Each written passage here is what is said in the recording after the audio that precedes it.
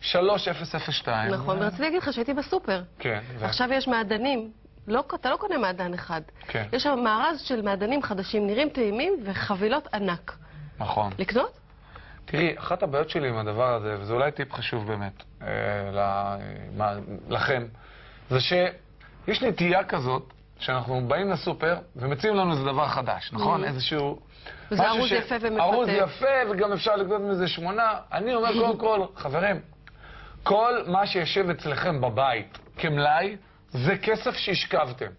ואנשים משכיבים כסף בבית, בלי מחשבה, במלאי, ואחר כך לא גומרים את החודש ולוקחים הלוואות קצרות מועד וכן הלאה. זה לא חכם. אבל יש תמיד המלכודת הזאת, שאם אתה קונה בוכטה זה יותר בזול. זה נכון, אבל מה אני אומר? קודם כל צריך למצוא את האיזון בין שני הדברים באופן טבעי. לא לשים מלאי, אבל כן לקנות באופן איכותי.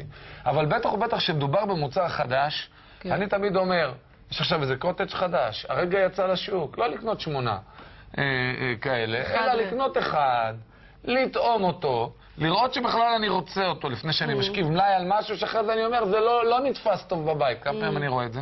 לא נתפוס בבית, אז זרקנו וכן הלאה. הילדים לא אהבו.